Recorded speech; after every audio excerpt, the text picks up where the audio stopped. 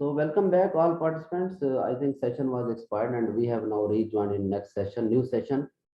And we were discussing number 9 and 10 method of teaching, which were micro teaching and macro teaching. Micro teaching का concept मैंने आपको दे दिया है कि जो मेथड ऑफ टीचिंग हम अप्लाई करते हैं ड्यूरिंग अवर प्रोफेशनल डेवलपमेंट कोर्सेज या टीचर्स ट्रेनिंग प्रोग्राम जो हमारे हो रहे होते हैं, वहाँ हमें जो एक ऐसा एनवायरनमेंट हमें दिया जाता है और हमें कहा जाता है कि आप अपने तमाम फेलोज को कोई कंसेप्ट पढ़ाएं, कोई फिनोमेना पढ़ाएं, कोई स्टडी मटेरियल इनसे डिस्कस करें। और आपके जो बाकी कोलीग्स और दोस्त वहाँ पे आए हुए होते हैं, जो ट्रेनिंग अटेंड कर रहे होते हैं, वो आपको फिर आपके सेशन के बाद आपको फीडबैक देते हैं। This is called micro teaching, in which you teach your colleagues and fellows in any professional development course or teaching training program, and at the end of your session your colleagues and fellows give you the corrective feedback or critical feedback on your performance while you were teaching to them in the class। तो वो आपको feedback देते हैं। Macro teaching क्या है? जो आप बड़े लेवल पे जाके अपनी रियल वर्ल्ड सिचुएशन में जब आप क्लासेस में जाते हैं, आपकी जब जॉब ड्यूरिंग जॉब आप जब जॉब पे आ जाते हैं तो आप क्लास में जाकर अपने स्टूडेंट्स को पढ़ाते हैं। वहाँ पे आपके 40-50 स्टूडेंट्स आपको सुन रहे होते हैं एक बड़े लेवल पे, और एक्चुअल वे में जो आप टीचिंग कर रहे होते हैं with full lesson planning and study guides, this is called macro teaching. और ये बड़े पैमाने पर होती है, इसमें काफ़ी ज़्यादा स्टूडेंट्स बैठे होते हैं और उनको आप प्रॉपर सेशन देते हैं, उनको गाइड करते हैं, फैसिलिटेट करते हैं, उनको टीच करते हैं, फिर उनके एग्जाम लेते हैं। ठीक है, तो माइक्रो और मैक्रो में ये फर्क है कि माइक्रो टीचिंग वो होती है जो ड्यूरिंग प्रोफेशनल डेवलपमेंट कोर्सेज और टीचर ट्रेनिंग प्रोग्राम्स आप ट्रेनिंग करते हैं अपने टीचिंग मेथड की, और मैक्रो टीचिंग होती है इन रियल क्लासेस जो आप अपने स्टूडेंट्स को जाके रियल वे में जाके आप रियल कंटेक्स्ट में आप स्कूलों में जाके आप टीचिंग करते हैं, उसको मैक्रो टीचिंग कहा जाता है। This was the difference between micro and macro teaching. I hope so the concept is clear. Micro का मतलब होता है छोटे लेवल पे, मैक्रो का मतलब होता है बड़े पैमाने पर। ठीक है, वो जो छोटा लेवल है माइक्रो टीचिंग, वो ड्यूरिंग टीचर ट्रेनिंग प्रोग्राम्स और प्रोफेशनल डेवलपमेंट कोर्सेज ही आपको प्रोवाइडेड होता है। ठीक है,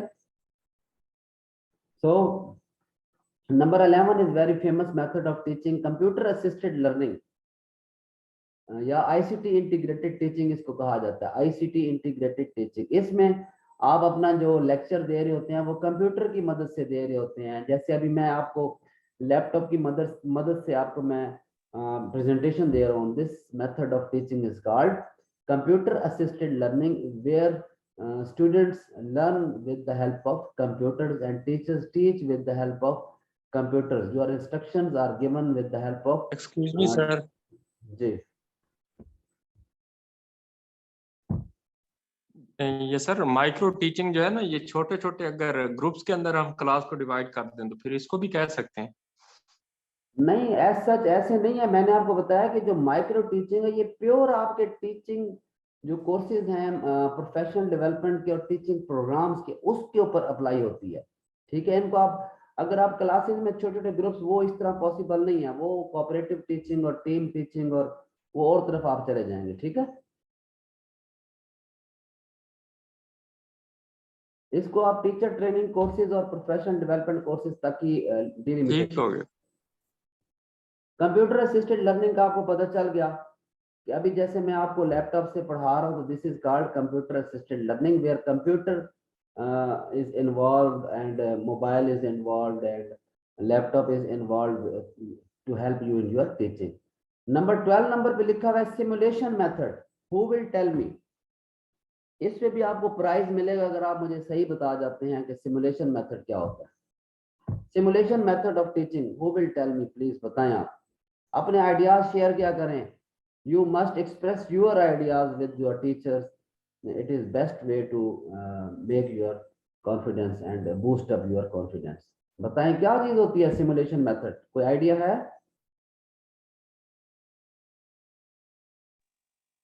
सर सिमुलेशन मेथड वो होता है जिसमें हम सर्टेन सर जो स्टूडेंट्स ने लर्न किया होता है ना, कंडीशन तो वो अगर वो प्रैक्टिकल लाइफ में वो इम्प्लीमेंट करें तो वो शायद मेरे ख्याल में सिमुलेशन मेथड होगा। हाँ जी, किसी हद तक ठीक बता रहे हैं। गुड, और कोई बताएगा? सर मेरे 10 रुपए। भाई 5 रुपए मिलेंगे, आधा कंसेप्ट आपने नहीं दिया। चलो वो भी काफी है सर। चले मुझे अपना इजी पैसा नंबर भेज दें। वैसे भी सर मेरे लिए एजाज की बात है कि आप मुझे 5 रुपए। नहीं नहीं, इंशाल्लाह ऐसी बात नहीं है, आप तो बड़े प्राइज के हकदार है, अल्लाह ताला आपको कामयाब करे। अच्छा जी, सिमुलेशन आमीन, थैंक मेथड के यू। बारे में मैं आपको बताता हूँ विद एग्जांपल। मिसाल के तौर पे आप अपनी क्लास को पढ़ा रहे हैं, एक हॉस्पिटल का कंसेप्ट दे रहे हैं, ठीक है। आप बच्चों को बता रहे हैं कि व्हाट इज हॉस्पिटल, वहां पे डॉक्टर्स होते हैं, नर्सेज होती हैं, मेडिकल स्टोर होता है, ठीक है। या आप बच्चों को बता रहे हैं कि मार्केट क्या होती है, बाजार क्या होता है, वहां पे कौन कौन सी शॉप्स होती हैं और आपने वहां जाके कैसे शॉपिंग करनी है, या हॉस्पिटल जाके आपने कैसे अपना ट्रीटमेंट करवाना है। तो आप क्या करेंगे, क्लासरूम में ही एक आर्टिफिशियल इन्वायरमेंट क्रिएट करेंगे जो रियल वर्ल्ड सिचुएशन को डिपिक्ट करेगा। आप क्लासरूम के अंदर ही छोटा सा हॉस्पिटल बना के किसी स्टूडेंट को आप डॉक्टर बना देंगे, किसी स्टूडेंट को आप नर्स बना देंगे, किसी स्टूडेंट को आप पेशेंट बना देंगे, और वो आपस में डिस्कशन करेंगे और उनको सिखाया जाएगा कि डॉक्टर्स का क्या रोल होता है, नर्स का क्या रोल होता है, और फार्मेसी का क्या रोल होता है, और आपने बतौर पेशेंट आपने कैसे जाना है, डॉक्टर्स को कैसे आपने बात करनी है। इसी तरह एक छोटा सा छोटी सी मार्केट बना दी जाती है क्लास में, बच्चों के ग्रुप्स बना दी जाते हैं, वो डिफरेंट स्टॉल लगा लेते हैं, कोई क्रॉकरी का स्टॉल लगा लेता है, कोई शर्ट्स का स्टॉल लगा लेता है, कोई मेहंदी का स्टॉल लगा लेता है, कोई चूड़ियों का स्टॉल लगा लेता है। तो उनको जो रियल जो वर्ल्ड होती है, जो उसको सिमुलेट किया जाता है, उसको आर्टिफिशियल वे में प्रेजेंट किया जाता है, लेकिन ऐसे लग रहा होता है कि ये बिल्कुल रियल सिचुएशन है। तो क्लासरूम को जब आप एक रियल वर्ल्ड में कन्वर्ट करके बच्चों को कोई कंसेप्ट देने की कोशिश करते हैं, उनकी प्रैक्टिकल इम्प्लीमेंटेशन के लिए उनको प्रैक्टिस करवाते हैं, तो that is called simulation method, जिसमें आर्टिफिशियल एनवायरनमेंट को लिंक किया जाता है रियल वर्ल्ड सिचुएशन के साथ। ठीक है, आपको दोनों एग्जांपल सर से समझ आ गई है ना सिमुलेशन मेथड क्या होता है? सर इसको हम एक्टिविटी बेस्ड टीचिंग कह सकते हैं। नहीं नहीं नहीं नहीं नहीं, एक्टिविटी बेस्ड कोई और मेथड है, ठीक है। उसके अंदर तो आप क्लासरूम के अंदर छोटी छोटी एक्टिविटीज करवाते हैं जो आपके पास एवीएड्स वगैरह होती हैं उनके जरिए, लेकिन इसमें पूरा एनवायरनमेंट आप क्रिएट करते हैं, इसमें पूरे एनवायरनमेंट को आप बदल के रख देते हैं। उधर तो आप एक्टिविटी बेस्ड में छोटे छोटे एग्जाम्पल देते हैं, जैसे डेमोन्स्ट्रेशन मेथड में भी एग्जाम्पल्स के और मॉडल्स के जरिए बच्चों को सिखाया जाता है, लेकिन यहाँ पे आपको पूरा एनवायरनमेंट बनाना पड़ेगा उस कंसेप्ट को टीच करने के लिए और लर्निंग को एनहांस करने के लिए। जैसे आपने पूरा बाजार बना दिया, और जैसे पूरा हॉस्पिटल बना दिया, या कोई और सिचुएशन बना दिया आपने, ठीक है। तो मकसद ये होता है कि बच्चों को जो सोशल एक्टिविटीज हैं वो सिखानी है, उनकी सोशल डेवलपमेंट भी हमने साथ साथ करनी है। So simulation method is best applied when you want to develop the social attitudes and social thinkings and social practices और daily life practices of the students at any level. ठीक हो गया, this is called simulation method. अब number 13 पे लिखा हुआ है heuristic method, inquiry based method, problem solving method. ये तीनों मेथड एक ही चीज का नाम है। इसमें छोटी छोटी प्रॉब्लम बच्चों को दी जाती है, उनको कहा जाता है कि इसकी इंक्वायरी करके लाएं और इसका सोल्यूशन हमें दें। ठीक है, आप एक उनको प्रॉब्लम दे देते हैं और उस पर उनको कहते हैं कि आप बैठे हैं, इस पर वर्कआउट करें और आप हमें इसका सोल्यूशन दें। जैसे आप एनटीएस के आप लोगों ने एग्जाम दे रखे होंगे, वहाँ जो मुख्तलिफ किस्म के प्रॉब्लम सॉल्विंग क्वेश्चंस दिए जाते हैं, वो आपकी ब्रेन स्टॉर्मिंग के लिए होते हैं, डिफरेंट सिचुएशंस बना के दी जाती हैं और आपको कहा जाता है कि इस प्रॉब्लम का आंसर क्या होगा। ठीक है, तो ऐसा मेथड जिसमें इंक्वायरीज को प्रोब किया जाए और प्रॉब्लम सॉल्विंग के लिए बच्चों को कहा जाए, छोटी छोटी सिचुएशंस बनाकर, उसको कहा जाता है प्रॉब्लम सॉल्विंग मेथड। और इसका दूसरा नाम ह्यूरिस्टिक मेथड भी है, इंक्वायरी बेस्ड मेथड भी इसको कहते हैं। नंबर 14 पे क्या लिखा हुआ है? Scientific research method.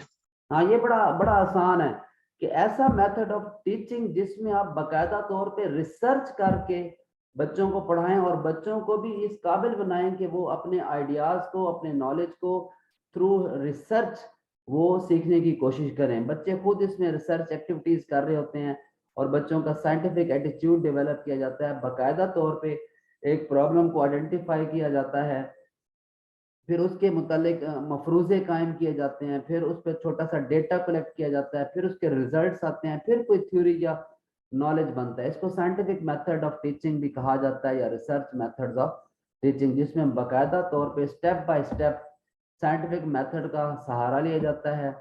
एक प्रॉब्लम को आइडेंटिफाई किया जाता है, उसके मुतालिक हाइपोथेसिस क्रिएट किए जाते हैं, मफरूजे, और फिर उसी के हवाले से डेटा कलेक्ट किया जाता है, फिर डेटा एनालिसिस किया जाता है, और फिर कोई थ्योरी या लॉ बनता है जिसकी बेस पे बच्चों की लर्निंग कंप्लीट होती है।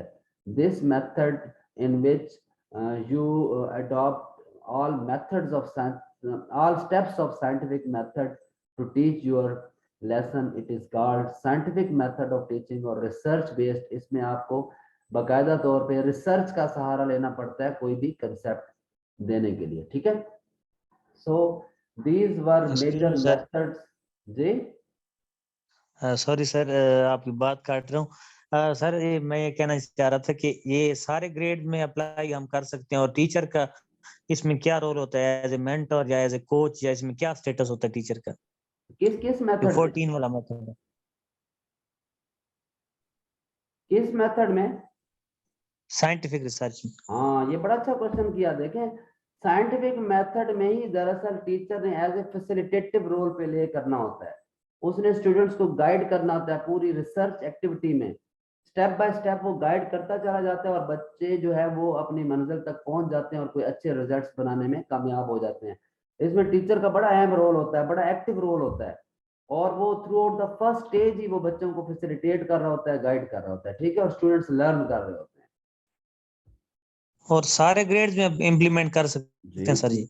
ये ज्यादातर होता है, एक तो साइंस की क्लासेस में जैसे 9th 10th है, या फिर हायर एजुकेशन में जैसे हम लोग जो हैं हायर एजुकेशन के स्टूडेंट्स, वो ज्यादातर इसको यूज करते हैं। ये छोटी क्लासों में नहीं लगाया जाता, प्राइमरी लेवल पे या एलिमेंट्री लेवल पे, ठीक है। ये 9th 10th से स्टार्ट होता है और यूनिवर्सिटी लेवल तक चला जाता है साइंटिफिक मेथड, ठीक है।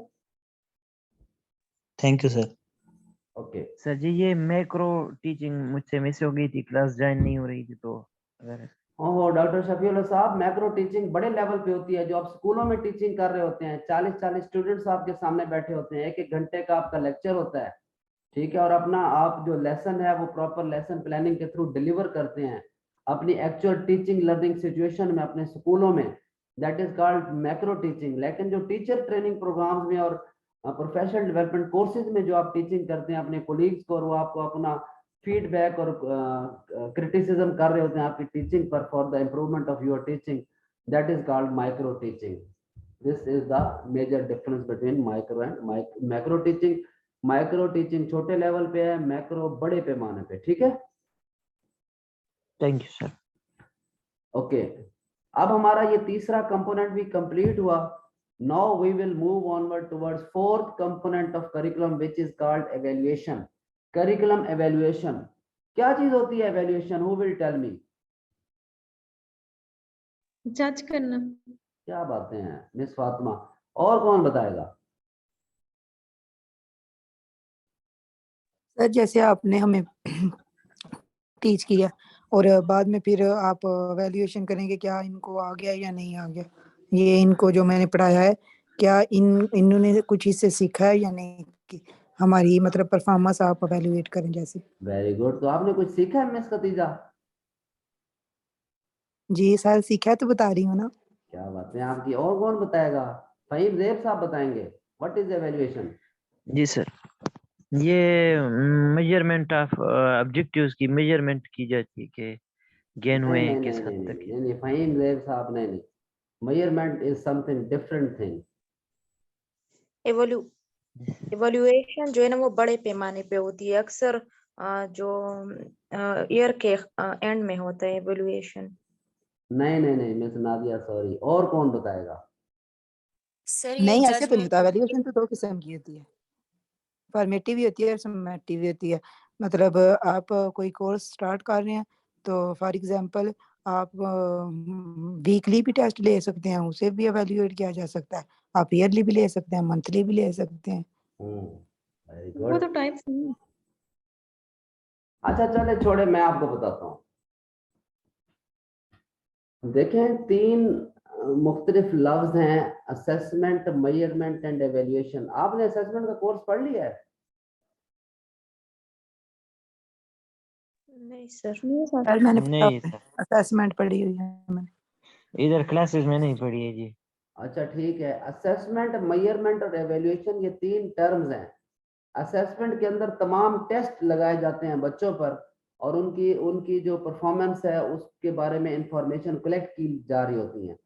आप एमसीक्यूज टाइप टेस्ट ले लें, आप लॉन्ग एसे टाइप टेस्ट ले लें, शॉर्ट एसे टाइप क्वेश्चन ले लें, MCQs, fill in the blanks, tick cross, कोई भी आप मेथड ऑफ टेस्टिंग लगा लें जिसका मकसद ये हो कि आपने स्टूडेंट्स की परफॉर्मेंस के बारे में इंफॉर्मेशन कलेक्ट करनी है, that is called assessment. Assessment includes all testing techniques through which we can collect information about students' performance in a particular grade or in a particular subject or in a particular concept. जब आप बच्चों के papers ले लेते हैं तो जब आप उनकी मार्किंग कर रहे होते हैं, 100 में से 70 मार्क्स, 100 में से 60 मार्क्स, 100 में से 80 मार्क्स, 72 मार्क्स, ये जो नंबरिंग का प्रोसेस होता है इसको कहा जाता है मेजरमेंट। फिर जब हम मेजरमेंट कर लेते हैं तो फिर आपने डिसीजन लेना होता है, decision making stage, whether the student is pass और fail, whether the student has improved his knowledge और not, whether we may transfer the student into next class और नॉट। ठीक है, हमने इस बच्चे को प्रमोट करना है या नहीं करना। तो जो आपकी डिसीजन मेकिंग स्टेज होती है उसको एवेल्युएशन कहा जाता है। सबसे पहले असेसमेंट, जिसमें डिफरेंट टेस्टिंग टेक्निक्स को यूज किया जाता है, डिफरेंट टेस्ट लिए जाते हैं बच्चों के, फिर उन टेस्टों की जब आप मार्किंग करते हैं दैट इज कॉल्ड मेजरमेंट, और फिर मेजरमेंट्स की बेस पे आप बच्चों की जजमेंट्स करते हैं, डिसीजन लेते हैं, उनकी वैल्यू के बारे में बताते हैं, दैट इज कॉल्ड एवेल्युएशन। अब आप सब लोग माशाल्लाह टीचर है, तो जब आप बच्चों के रिजल्ट कार्ड बनाते हैं तो एक साइड पे आप नंबर लिख रहे होते हैं कि साइंस में 75 आउट ऑफ 100, मैथमेटिक्स में 82 आउट ऑफ 100, इंग्लिश में 65 आउट ऑफ 100। ठीक है, ये हो रही होती है मेजरमेंट। लेकिन एंड पे जहाँ पे टीचर अपने रिमार्क्स देता है वहां पे वो कह देता है एक्सीलेंट, पास, फेल, पुअर, सेटिस्फैक्टरी, वो उसकी जजमेंट्स होती हैं about students performance, that is called evaluation. ठीक है, तो एक रिपोर्ट कार्ड के 2 हिस्से होते हैं, एक मेजरमेंट और दूसरा एवेल्युएशन। मेजरमेंट में बच्चों के नंबर्स या ग्रेड्स नजर आ रहे होते हैं, जबकि एवेल्युएशन में आप अपने रिमार्क्स दे रहे होते हैं, क्वालिटेटिव टर्म यूज कर रहे होते हैं, अपने डिसीजंस दे रहे होते हैं, अपनी जजमेंट्स दे रहे होते हैं उस स्टूडेंट्स की परफॉर्मेंस के बारे में। This is called evaluation in which you जज और you decide about the performance of a student in a particular course of study. ठीक है, क्लियर हो गया कंसेप्ट आपको एवेल्युएशन का? Yes sir. Yes, sir. चलिए शुक्र है, चलिए अच्छी बात है जी। और एवेल्युएशन की 2 टाइप्स हैं, फॉर्मेटिव और समेटिव। फॉर्मेटिव होती है थ्रू आउट द प्रोग्राम, आप चलते रहते हैं सारा साल, monthly test, weekly test, after 4 months. ठीक है, ये आपकी फॉर्मेटिव एवेल्युएशन होती है। लेकिन जब आपका कोर्स कंप्लीट हो जाता है, एट द एंड ऑफ आप एक कलेक्टिव उनकी असेसमेंट करते हैं और एवेल्युएशन करते हैं, एंड पे जो फाइनल उनको डिसीजन देते हैं कि अब आपने इनको नेक्स्ट क्लास में प्रमोट करना है या नहीं करना, वो जो eight the end of course evaluation करते हैं उसको समेटिव एवेल्युएशन कहा जाता है। इसी तरह करिकुलम की एवेल्युएशन की जा रही होती है पूरा साल भी और एट द एंड भी, कि करिकुलम जिस मकसद के लिए बनाया गया था, क्या वो ऑब्जेक्टिव्स, वो टारगेट्स, वो गोल्स, वो एम्स अचीव हुए हैं या नहीं हुए। हम जो तब्दीलियां बच्चों में लाना चाह रहे थे वो लर्निंग आउटकम्स हमने अवेल कर लिए हैं या नहीं कर लिए। सारा साल भी हम उसकी एवेल्यूशन करते रहते हैं, और एंड पे हम देखते हैं कि हमने जो करिकुलम बनाया था तो उसके मुताबिक क्या बच्चों ने और हमने अपने टारगेट्स अचीव कर लिए हैं या नहीं कर लिए। वो समेटिव एवेल्यूशन होती है। अगर समेटिव एवेल्यूशन का रिजल्ट पुअर आ जाए, आपकी जजमेंट्स ये कहें कि अभी इंप्रूवमेंट की गुंजाइश है, तो फिर करिकुलम को रिवाइज किया जाता है, उनके अंदर चेंजेस की जाती हैं। So these were ideas about curriculum evaluation. There are 2 types of curriculum evaluation, formative और समेटिव। फॉर्मेटिव में throughout the program curriculum को एवेल्यूएट किया जा रहा होता है, और समेटिव एवेल्यूएशन में at the end of a program you evaluate the curriculum. Is it clear now? Yes, sir. Yes, sir. Okay. Now we are going towards our last topic of this session, which is about models of curriculum. अक्सर आपने सुना होगा कि there are different models of curriculum. Curriculum को बनाने के लिए, curriculum को डिजाइन करने के लिए, करिकुलम को डेवलप करने के लिए हमें कुछ मॉडल्स को फॉलो करना पड़ता है, ठीक है? तो अब तक हमारे पास जो मेजर मॉडल्स ऑफ करिकुलम हैं, these are 3 in numbers. The Taylor model, इसको लीनियर मॉडल भी कहा जाता है, व्हीलर साइक्लिक मॉडल, और हिल्डा टाबा इंटरएक्टिव मॉडल, इसको रैशनल मॉडल भी कहा जाता है. ये अच्छी तरह नाम याद कर लें. Taylor model, Wheeler cyclic model, Hilda Taba interactive model, ये तीनों नाम अच्छी तरह याद कर लें. मैं आपको 2 मिनट देता हूँ, इनको अच्छी तरह याद कर लें, फिर इनके बारे में बताएंगे इनका मकसद क्या है.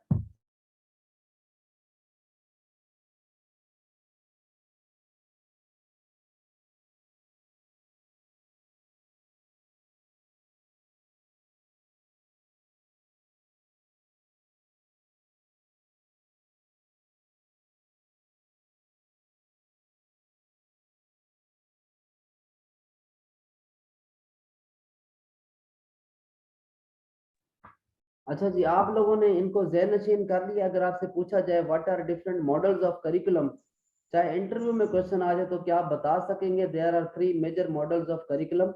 Number 1 is Taylor model, which is also called linear model. Number 2 is Wheeler cyclic model, and number 3 is Hilda Taba interactive model. It is also called rational model. तो अब ये तीनों नाम याद हो गए आपको यस सर. Yes, अच्छी sir. तरह? यस सर, जैसे वो कहते हैं ना कि टायर, व्हील और हिल रहा है टब्बा. यार ये शॉर्टकट मुझे नहीं आते वैसे, पता नहीं आप कैसे ये शॉर्टकट्स ढूंढ लेते हैं. सर ये बस अच्छे रहते हैं होगा ना. हमेशा. चले जी, ये आप जैसे आप इसको याद करना सिखाएं. मुझे तो बरल, मैंने तो ये फर्स्ट टाइम सुना है जो आप बात कर रहे हैं. Amazing. अब हम बारी बारी इनको पढ़ेंगे. What is Taylor model, what is cyclic model, what is interactive model, ठीक है? तो नंबर 1 इज टेलर मॉडल, इसको लीनियर मॉडल भी कहा जाता है. इसके बाद होगा व्हीलर साइक्लिक मॉडल, और इसके बाद होगा हिल्डा टाबा इंटरएक्टिव मॉडल. ये 3 मॉडल हैं और बड़े सिंपल है.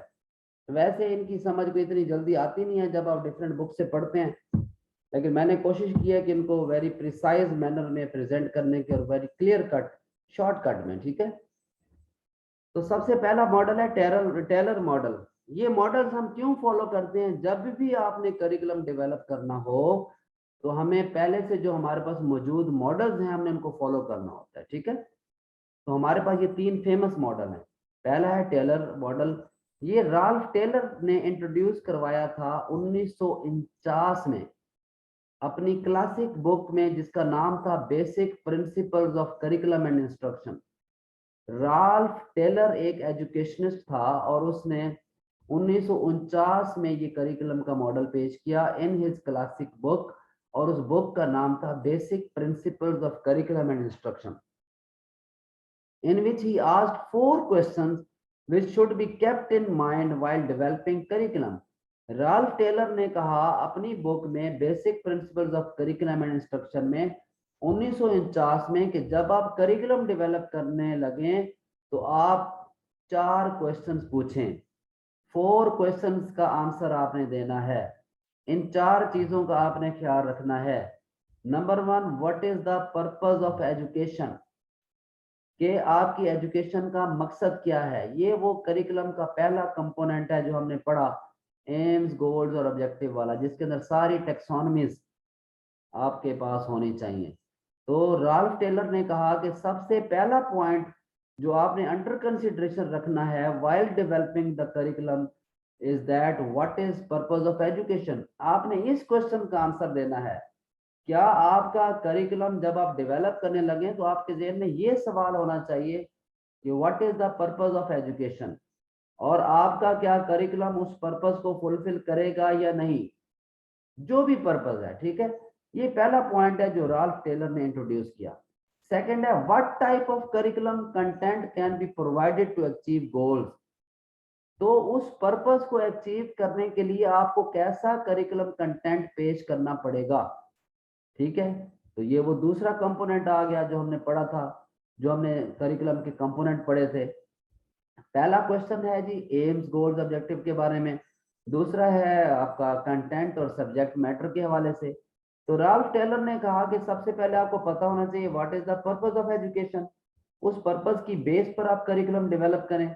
फिर आपको पता होना चाहिए कि उस पर्पस ऑफ एजुकेशन को अचीव करने के लिए आपको कौन सा करिकुलम डेवलप करना पड़ेगा। और तीसरा है व्हाट लर्निंग एक्सपीरियंसेस और teaching strategies are implemented to achieve goals, और उस करिकुलम कंटेंट को पढ़ने के लिए या पढ़ाने के लिए या उन एम्स और गोल्स और ऑब्जेक्टिव्स को अचीव करने के लिए आपको कौन सी टीचिंग स्ट्रेटजीज या पेडागोजिकल प्रैक्टिसेस अप्लाई करनी पड़ेंगी। तो अगर आप रिकॉल करें तो ये वो आपका थर्ड कंपोनेंट है करिकुलम का। और चौथा है how can we determine evaluate whether purposes are being attend, और हमें कैसे पता चलेगा कि करिकुलम के जो हमने करिकुलम डेवलप किया है उसके पर्पसेस वो है आपके अचीव हो चुके हैं, वो होगा थ्रू एवेल्युएशन।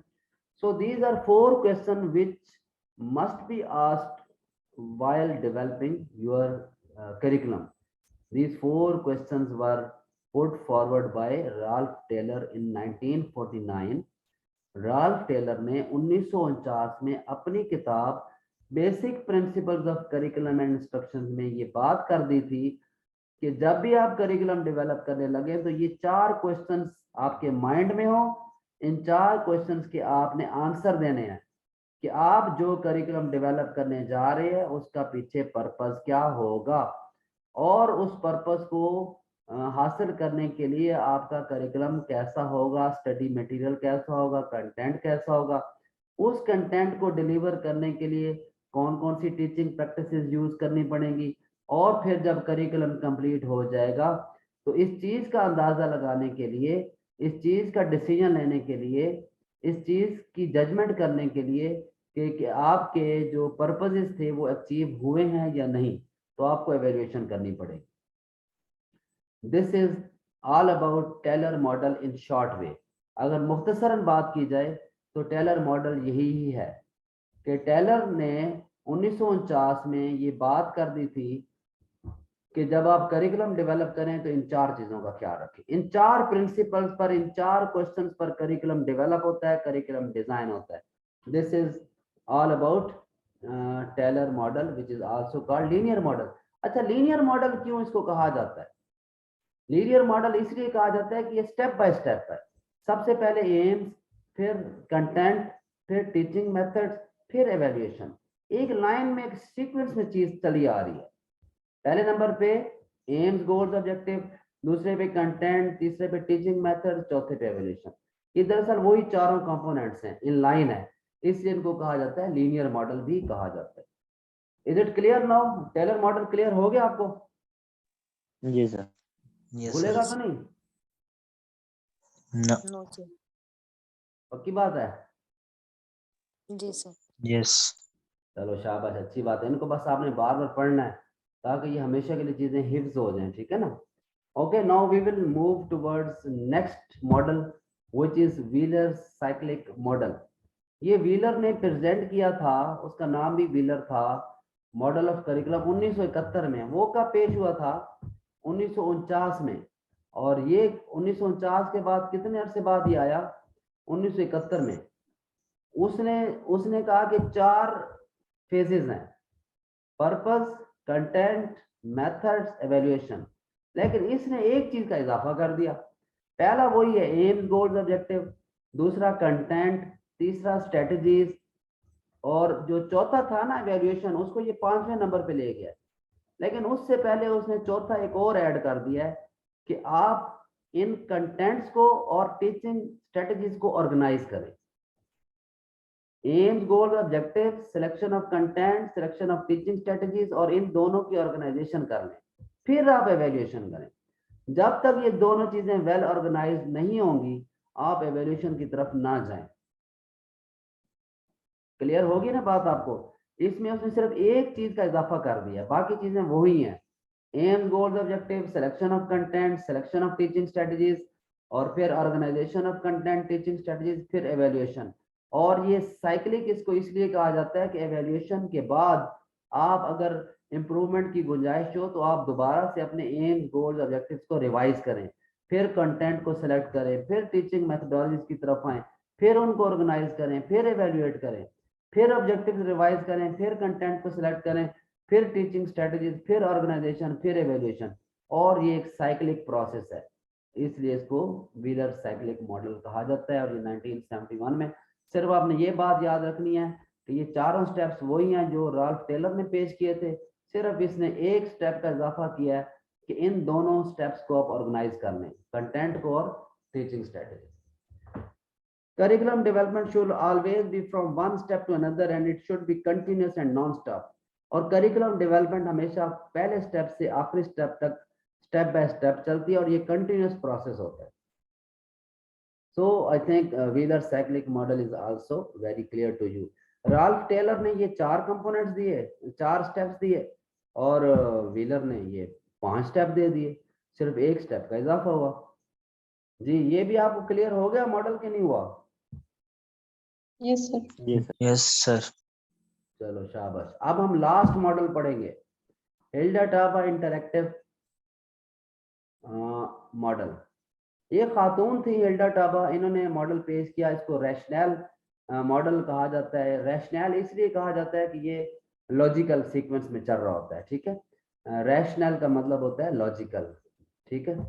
और इसको साइक्लिक इसलिए कहा गया है कि ये साइक्लिक प्रोसेस चल रहा होता है और कंटिन्यूस प्रोसेस है। और इसको उसने लीनियर का नाम इसलिए दिया कि ये स्टेप बाय स्टेप, एक से आगे दूसरा, तीसरा, चौथा, ठीक है। और अब हम बात करते हैं हिल्डा टाबा का जो इंटरेक्टिव मॉडल है। ये 1962 में पेश किया गया। Hilda Taba presented an interactive और rational model of curriculum. Interactive model इसलिए कहा गया कि ये सारे जो स्टेप्स हैं ये आपस में इंटरेक्ट कर रहे होते हैं। हर model includes some mutually interactive elements of teaching learning system. ये 6 एलिमेंट्स इसने पेश किए। अब देखें ना, इसने 4 एलिमेंट्स पेश किए, ऑब्जेक्टिव्स, कंटेंट, मेथोडोलॉजी और एवेल्यूएशन, ठीक है। और इसने 5 पेश कर दिए, ऑब्जेक्टिव्स, कंटेंट, मेथोडोलॉजी और ऑर्गेनाइजेशन और एवेल्यूएशन। और इसने 6 कर दिए, इसने एक और का इजाफा कर दिया। और इसने क्या वो इजाफा किया, ये जो पहला कंपोनेंट है डायग्नोसिस ऑफ नीड्स, बाकी वही हैं, objectives, content, learning experiences, organization, evaluation. ये जो बाकी 5 हैं ये वही हैं जो ये व्हीलर साइक्लिक मॉडल में थे। लेकिन जो पहला कंपोनेंट है वो इसने एक्स्ट्रा डाल दिया है। उसने ये कहा कि सबसे पहले आप नीड्स को डायग्नोज कर दें कि जरूरियात क्या हैं, हमें कौन सा करिकुलम रिक्वायर्ड है, हमारा मुआशरा क्या चाहता है, हमारी फिलॉसफी क्या है, हमारे बिलीव्स क्या हैं, हमारी ट्रेडिशंस क्या है, हमारी मार्केट वैल्यू क्या है, हमारा कंटेक्स्ट क्या है, हमारे स्टूडेंट्स की नेचर कैसी है, हमारी सोसाइटी क्या डिमांड करती है। तो पहले आप नीड्स को डायग्नोज करें, उन नीड्स की बेस पे आप अपने ऑब्जेक्टिव्स को फॉर्मुलेट करें, और फिर उन्हीं ऑब्जेक्टिव्स की बेस पे आप कंटेंट डिजाइन करें, और फिर उस कंटेंट को डिलीवर करने के लिए टीचिंग मेथोडोलॉजीज, और उन दोनों को आपस में ऑर्गेनाइज करें और एंड पे एवेल्यूएशन करके अपने डिसीजन लें और करिकुलम को इम्प्रूवमेंट की तरफ ले जाएं। So this was all about Hilda Taba interactive model. I hope so that these 3 models are now very well clear to you. And last slide is about asking you, thank you to all, thank you dear participants. आपने बड़ा साथ दिया है, मेहनत करें, हिम्मत करें, और होप सो कि ये जो हमारा करिकुलम का सेक्शन रहा ये बड़ा इंफॉर्मेटिव और इंटरेस्टिंग रहा। आपने भी बड़ा अच्छा पार्टिसिपेट किया, तो अल्लाह ताला आप सबको हामी नासिर रहे। मैं इंशाल्लाह आपको ये पूरी पावर पॉइंट प्रेजेंटेशन शेयर कर देता हूँ, ठीक है। इस सिलसिले में आपका कोई फीडबैक है, अभी 1 मिनट का सेशन है, कोई बात करना चाहते हैं इस पूरे करिकुलम के सेशन के बारे में, आपने कैसा फील किया, कोई नई चीज समझ आई और सब कुछ कैसा लगा आपको? जी कोई अपने कमेंट्स दें, फिर हम सेशन क्लोज कर देते हैं, ठीक है। Thank you. सर आउटस्टैंडिंग था सब कुछ। ठीक, वेरी गुड। आप खुद भी माशाल्लाह बड़े आउटस्टैंडिंग हैं, कॉम्पिटेंट लोग हैं, मेहनती लोग हैं। Thank you sir. Faheem Zeb साहब, कैसा रहा आपका सेशन टोटल ओवरऑल करिकुलम का?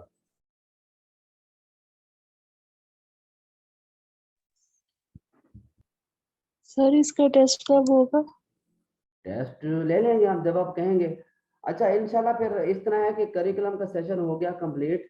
इंशाल्लाह मैं अब कुछ दिनों के लिए लाहौर जा रहा हूँ, वहाँ पे हमारी कुछ असाइनमेंट्स हैं, और जब मैं वापस आऊँगा 27-28 तारीख को, तो इंशाल्लाह मैं आपको रिसर्च का सेशन डिलीवर करूँगा। रिसर्च मेथड पे हम डिस्कस करेंगे इंशाल्लाह। Thank you so much. और ये आपको रिकॉर्डिंग्स मिल जाएंगी। खुश रहें, मेहनत करें।